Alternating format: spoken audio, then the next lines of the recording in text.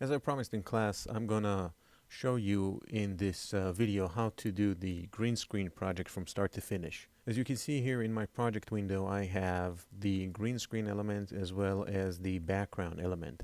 We're gonna start off with the green screen element.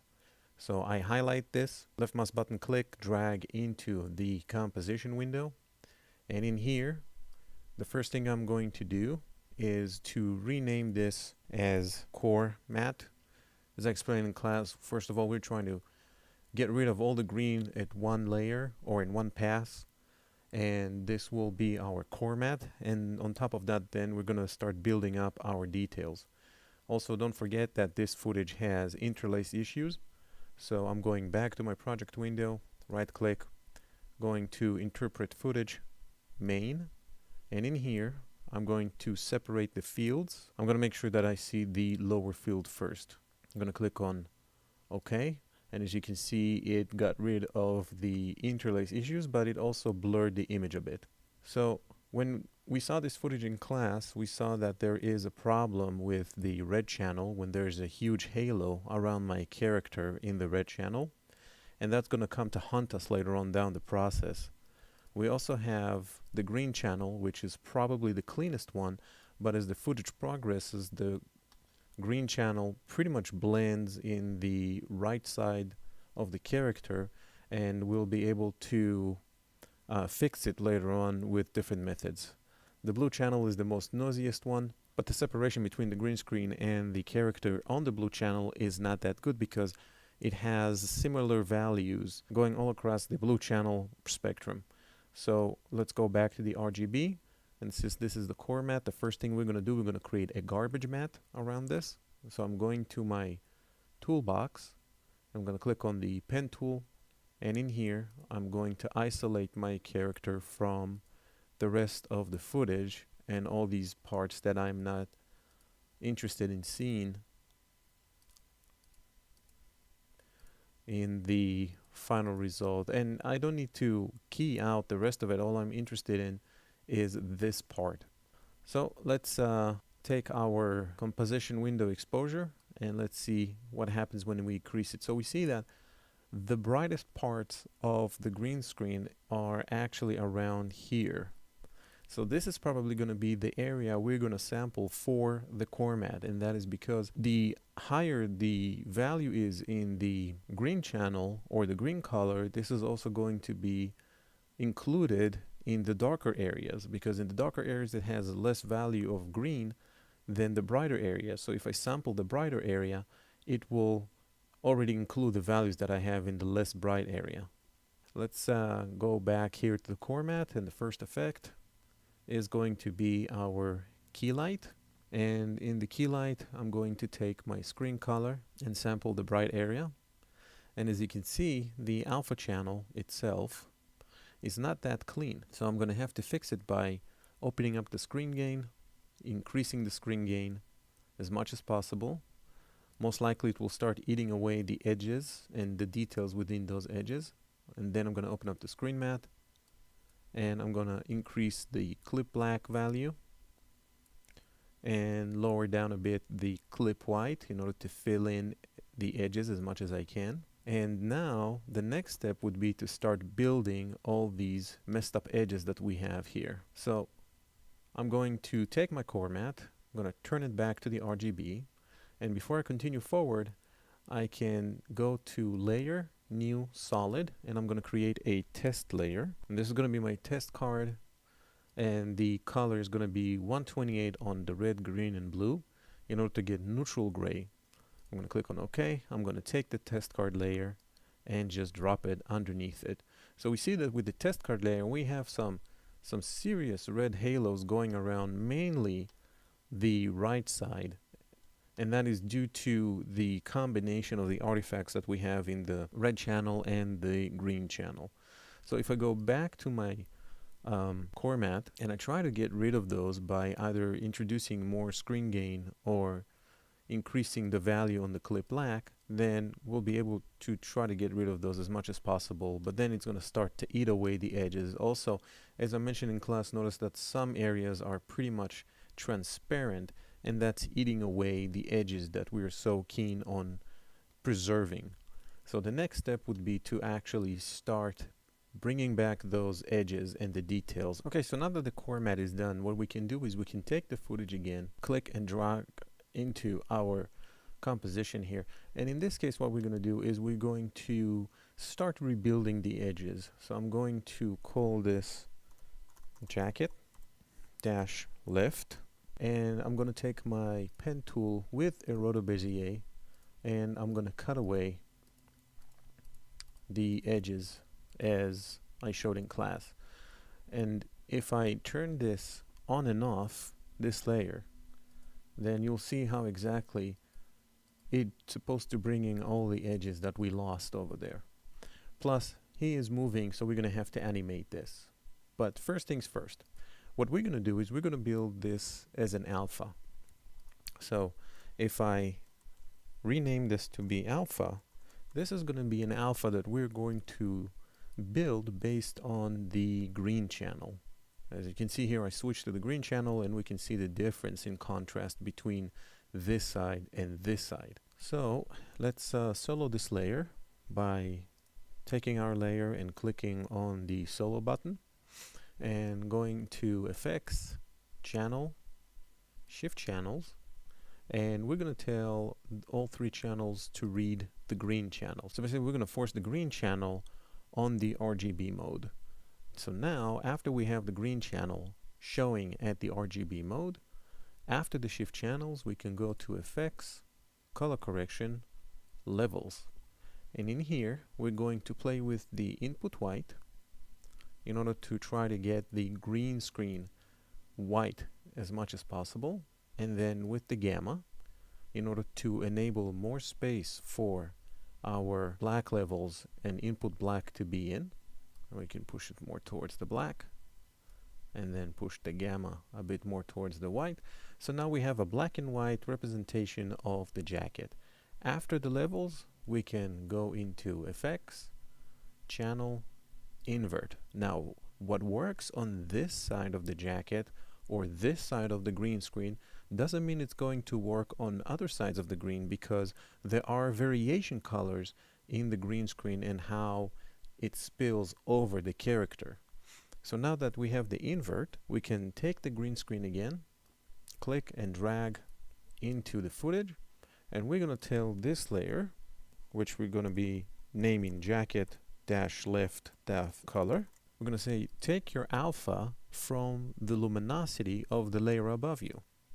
So now we can take off the solo and we can see how those edges were brought back into our main king here on top of the core matte. So if I turn this layer on and off, you can see how it fills in those edges. Now what we need to do is we need to go back to the alpha layer, or the layer in which we shifted the channels, played with the levels, and inverted the final result, and open the mask. Right here, under the mask, we're going to animate the mask to move alongside our character. And that should be done under the mask path. So I painted or drew this mask on frame 62. So if I click on the stopwatch by the mask path, then it will create a keyframe on frame 62. So now I can take my footage, move it back, grab my mask, and move it to represent that area again. And then, because the stopwatch is activated, it will create automatically a keyframe on that specific frame. So let's do that again. Let's move it back, take our mask, and push it to follow the same pattern of pixels. If the character is getting smaller in the shot due to the fact that it's going away from the camera or stepping away from the camera, then you can always double click on the master vertex or the connecting vertex in the mask, which is right here, and then this will give you, by double clicking on it, a transformation box so that you can rotate and scale if needed. Once you're done changing the scale of the mask or rotating it, just hit enter on the keyboard and the new changes will be recorded automatically in this keyframe. So let's just check between keyframes, and we see that here, for example, we just need to take this mask and move it up a bit, and then we can continue and animate the mask throughout the timeline. Let's move it over here, double click, and push it up, enter on the keyboard, and then we have a new keyframe. Let's check the interpolation between these two keyframes, because it is, after all, rotoscoping, even though we are creating just garbage mats. Let's move it down a bit. And I see that the green screen effect is holding pretty well, where there's no changes in the green screen, and the edges still maintain the same level of details. And we are going to deal with the green screen spill later on once we composite both main plates together. So I'm going to push forward. I'm going to take my mask, bring it up, double click in order to activate the transformation box, enter. And again, when I double click on a mask, I click on the master vertex, and that's the connecting vertex that you started the mask with and then you ended the mask with when you were drawing it. And then over here, just push it over there and take it to the last frame, right over here, double click, and I can take my anchor point and just move it up a bit. It's the anchor point of the transformation box, and then just rotate this and enter on the keyboard. So the same method would work for the top left shoulder and arm, and I'm going to let you do this by yourself, because if I will record every single piece of rotoscoping that I'm doing here, it's going to take forever. And we do want to move this forward because you do have to give this to me on Monday class. So what I'm going to show you, I'm going to show you the method of keying the other side of the jacket, in which we had some issues where the green screen is blending too much into the jacket. Stop the video here, continue to do the left side of the jacket, and you can repeat this process also for the pants, and then come back to this tutorial and see how to do the rest of it. Okay, so let's deal with this side here. I'm going to take my green screen again, and before I do that, I can now lock the layers that I keyed out. So I'm going to have the core mat locked, and also the jacket color layer and the jacket alpha layer. They're going to be locked off, so nothing will happen to it. And now I can take the footage again, put it straight on top of everything else, and in here this is going to be named jacket-right, and I'm going to build up the alpha first. So after we have this layer ready to go, we're going to take the pen tool again with the Roto Bezier, and in here I'm going to draw an area where I want to pull out the green screen. Now, as we mentioned earlier, this green screen, this extraction, is going to be different than what we did over here, and that would be by going into effects and going into the channel and shift channels. Now, before we shift the channels, I would like to remind you that on this side of the character, the green screen blends too much into the actor's clothing. So what happens is that the green screen blends too much, as you can see here, into the edges, and it's really hard to define where those are. But when we look at the red channel, then those edges are more defined. So we're going to have to do a little trick here, that under the shift channels, the red is going to be taken from green, the blue is going to be taken from green, but the green is going to be red from the red channel. This way we can create some sort of a contrast between the background and the foreground element. After we have the shift channel set, we can go to effects, keying, and in here we're going to use the key light. With the key light, we're going to sample the color that now takes place instead of the green. Now let's solo this layer. Now it is pretty obvious that the alpha is not clean yet. If I look at the alpha, then I'll see that it needs some work, but the definition is definitely there. First of all, the screen gain is going to be increased, and the screen matte on the clip white is going to get lowered, and the clip black is going to be changed as well. you can definitely see how the edges now come back.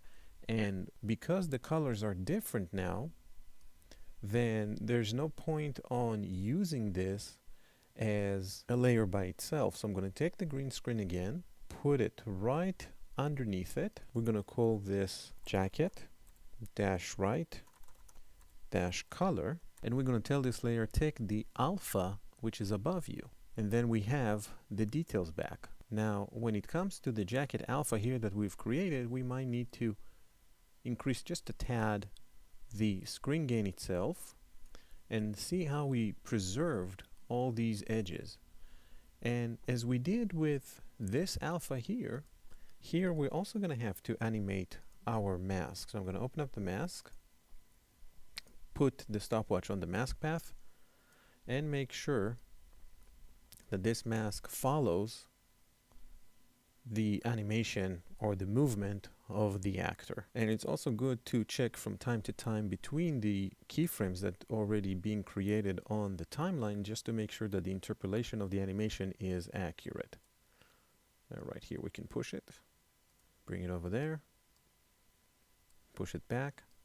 So go ahead and deal with the right side as well, and stop the video here and make sure that your edges are being brought back into the footage. Now that I have all the keys lined up and I'm ready to take it forward, the next thing I'm going to do is take off the test card and turn it off by turning off the eyes. So all I'm left with is the pure alpha channel of the green screen. Now what I'm going to do, I'm going to take the original background of the black and white footage, and I'm going to click and drag into its own composition button. In here, the first thing I'm going to do, as I showed in class, is stabilize the footage a bit by right click on the layer and say track motion, and I'm going to take my tracker and I'm going to move it into position. I'm going to lower the pattern area and the search area, and I'm going to take my tracker controls. I'm going to say stabilize motion, and then I'm going to have to redo the pattern area and the search area because it brings me a new point.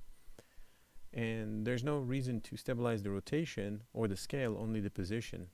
The edit target is going to be the layer itself, and I'm going to click on analyze forward. So After Effects is going to analyze the footage and its motion, and its motion happens, as I explained in class, due to the fact that the film was jumping within the film gate of the camera.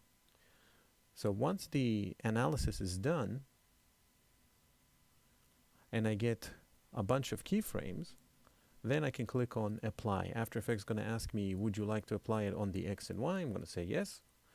And now the footage should be stabilized around that area. It's not going to be 100% stabilized because the footage is grainy, and the tracker did pick up several parts of the grain and it thought that it's part of the motion. So now I'm going to take my green screen, and that is the comp where I excluded all of the green screen, and I can bring it into my footage. But before we do that, we want to make sure that we have the perspective line rulers to help us figure out where is the right perspective. So I'm going to go into layer, new, solid. It's going to be a red solid. I'm going to call this ruler 1. And instead of width and height of the composition, the width is going to be about 1,000 pixels and the height is going to be 2 pixels. Now this ruler, which is just one single line of 2 pixels, can be changed on its anchor point around the X. And there's a new anchor point right here. And I can take this whole layer and just move it over here. And what I'm doing is I'm putting it right in the center between Bogey's eyes. And I'm going to rotate it until it matches his eye level, right over here. Now, I'm going to take the ruler again, duplicate it by hitting Control D or Command D on the keyboard. And then this ruler, I can open up its transformation. This is going to be ruler 2. As you can see here, I just changed the name. And I can lower it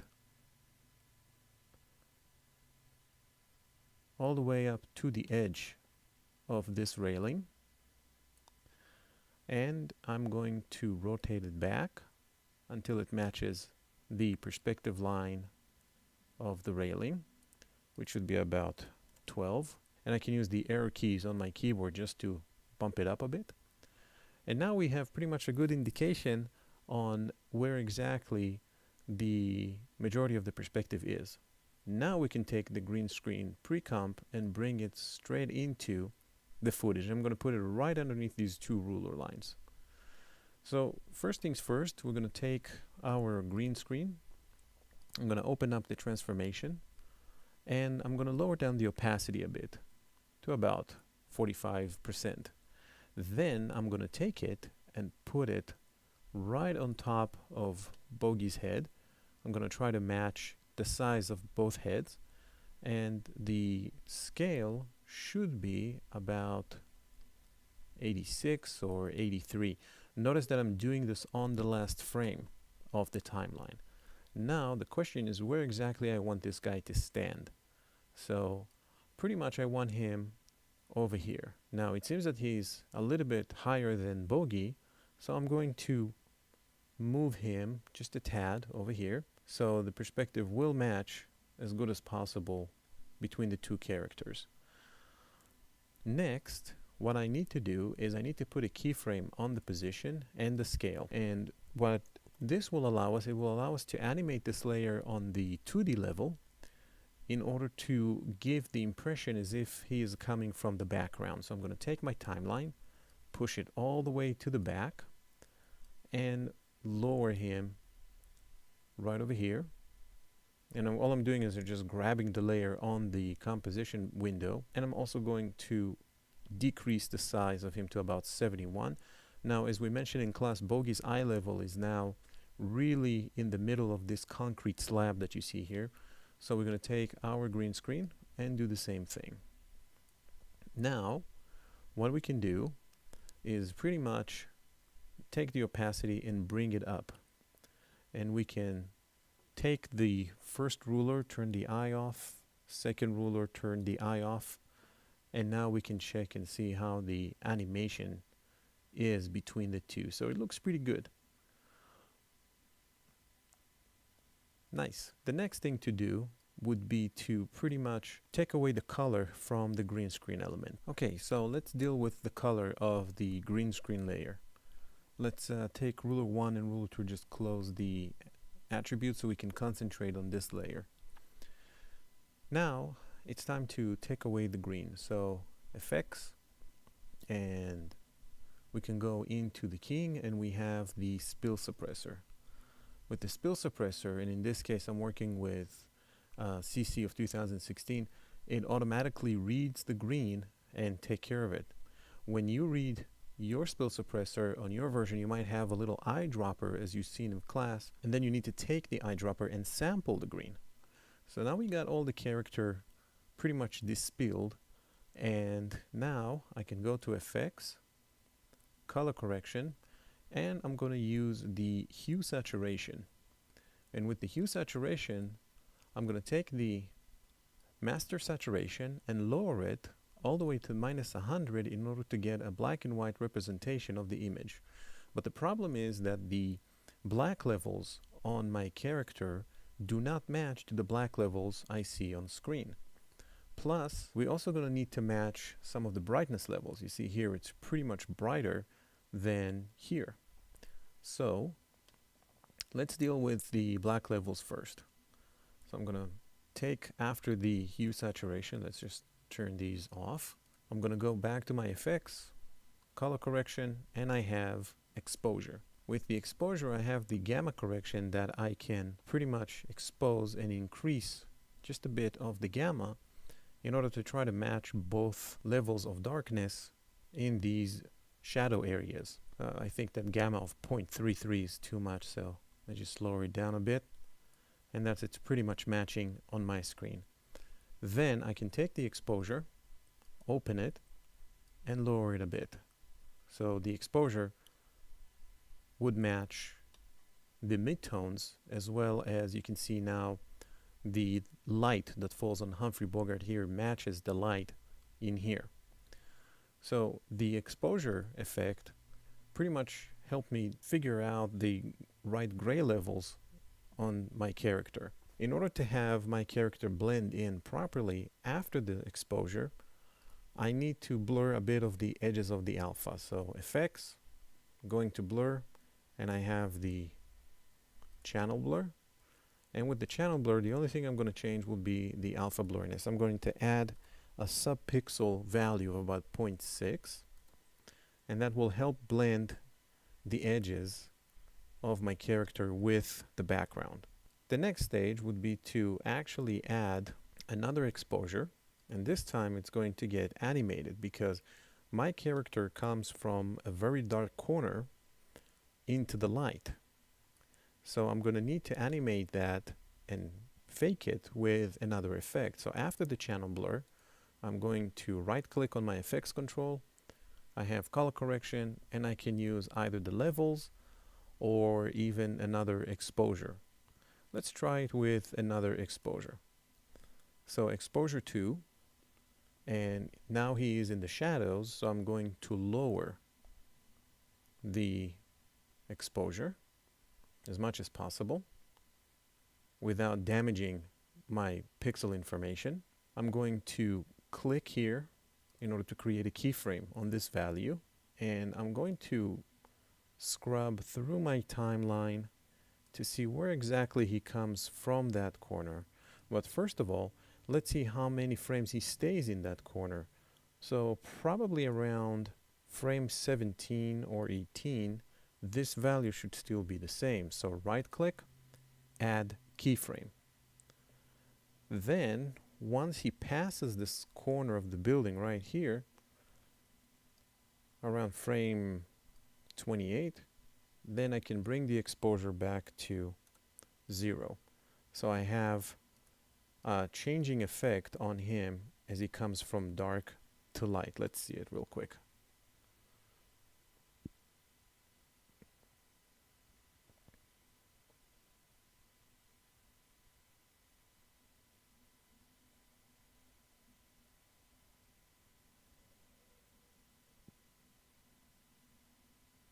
Very nice. The change is very subtle, but it's definitely giving us the right illusion. The next step would be to use a bit of a blur in order to blur him a bit when he's distant from the camera. So right after the exposure 2, I'm going to blur, box blur, and I'm going to put the blur radius, first of all, with the keyframe, and I'm going to start off with the value of 3. Now 3 is too much, as you can see here, because he's way too blurry when compared to the background. So let's lower it down to 1.5, and even 1.5 is a little bit too much. So let's try 0.6. 0.6 may be still a bit high. So let's try 0.3. Now with 0.3, it's more like it. And then we're going to see where the other keyframes on the exposure come in, which is here and here. So if we move it over here, we can lower the radius of the blur back to 0. So we have a bit of a blur on him as he's distant from the camera, and then when he gets closer and closer, that blur goes away. Great. So now we need to make sure that the noise on this layer, the green screen layer, is going to match to the noise of the background. So let's move the timeline all the way to the back, and then let's go to Effects, Noise and Grain, Add Grain. Now because this is an expensive effect, which means it takes a lot of memory from the computer, then the Add Grain is going to be on preview mode first. Automatically, as you see here and as you saw in class, the grain comes with color. So let's open up the color and tell the effect to be monochromatic by putting a check mark right over here. And now we can lower down the size and intensity, and we might even need to work with the softness a bit.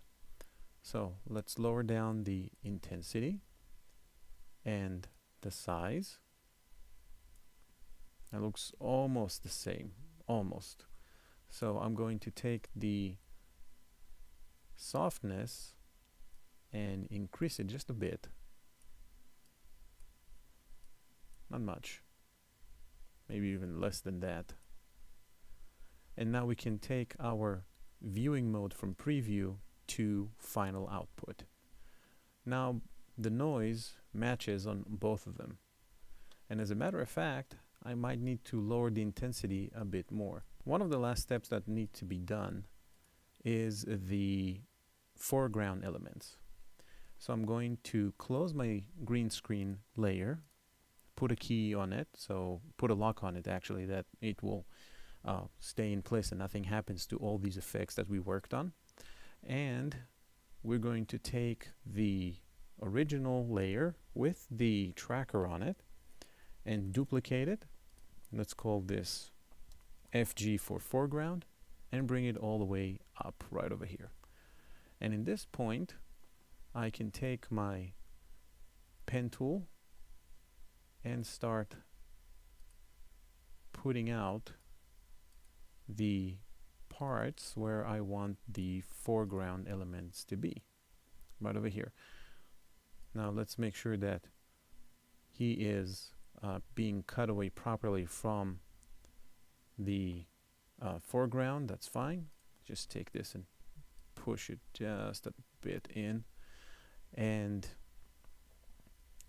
we need to also make sure that we take our pen tool again and withdraw the edges of this rail that fell over. Now I'm drawing like a simple shape here, and now I can take my edges and refine them. And because the layer is moving and it's stabilized, then as you can see, the mask will move with it. So I don't need to animate them too much.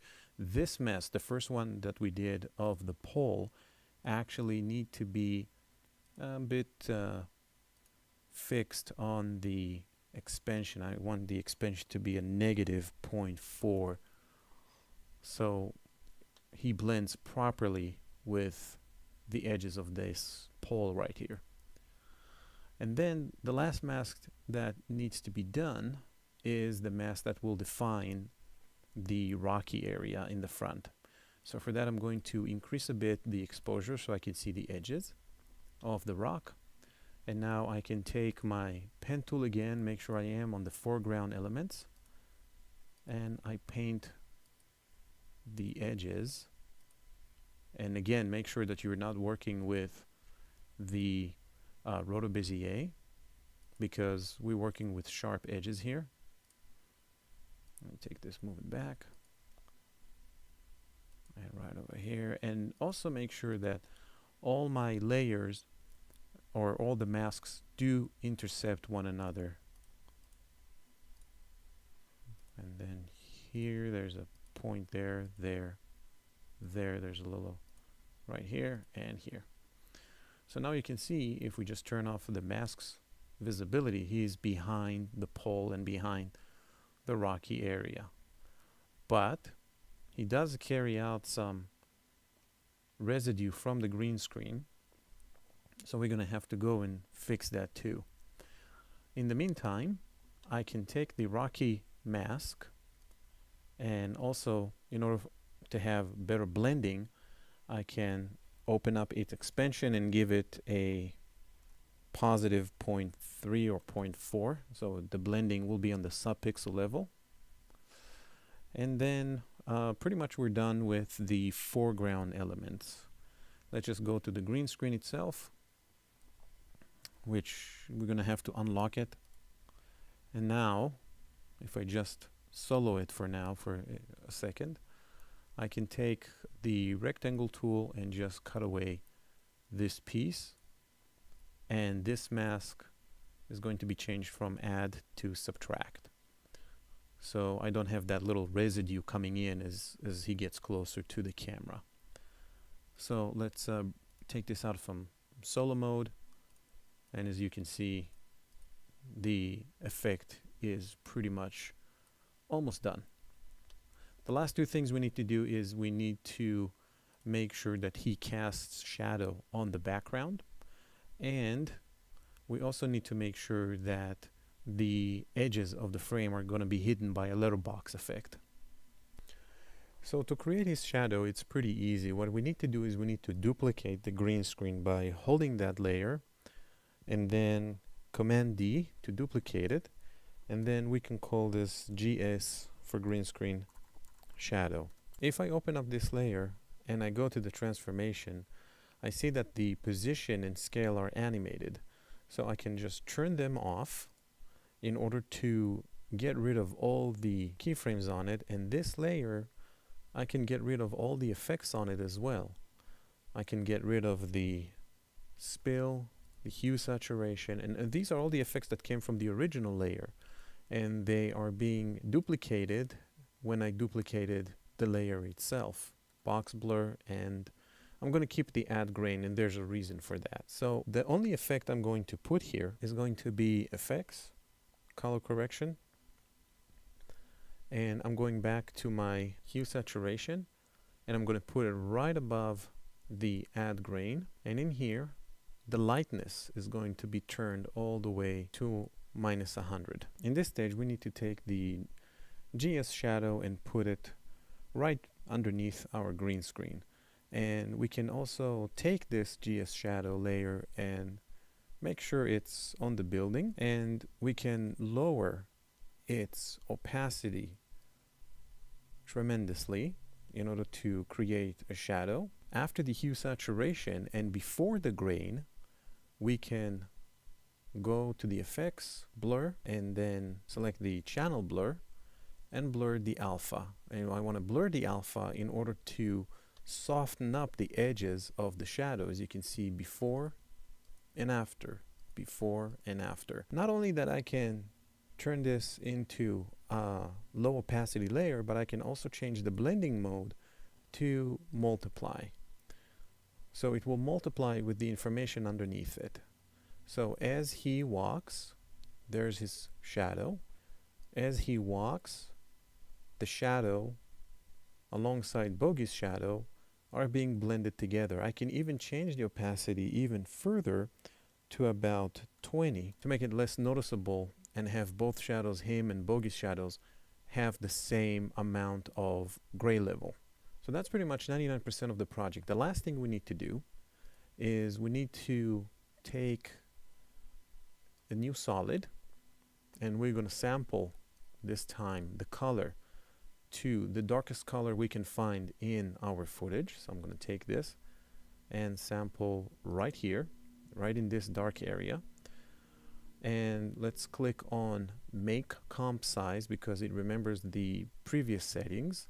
Make Comp Size, so it brings us back to the size of our composition. Click OK and take this and put it all the way on the top. This is going to be our letter box effect.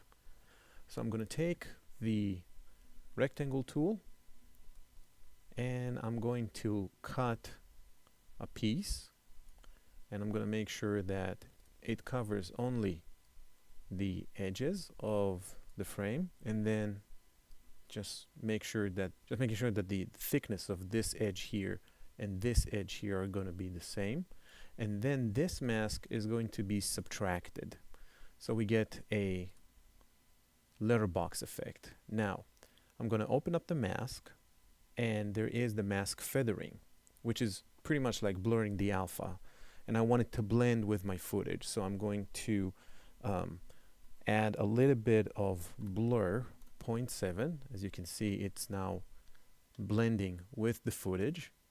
And the last thing we need to do is we need to take the same grain and apply it to the letterbox. So I'm going to my green screen. There's the add grain right here. Make sure it's highlighted. Edit, copy, going to my letterbox, edit, and paste this effect. So now I have the same kind of noise on it. If the noise looks too much with the rest of the footage, then we can always go into the intensity and lower it. Now it works on the green screen because the green screen is not just a solid colors we have here. It's actually have variations of gray. That's why the grain blends so well. So we have here the size of it, and then we can also lower a bit of the size to about 0.3, and now the grain matches perfectly. So this is what you need to do for Monday. Just follow this tutorial. I know it's a long one. Follow it step by step, and make sure that you bring me the After Effects file for Monday's class.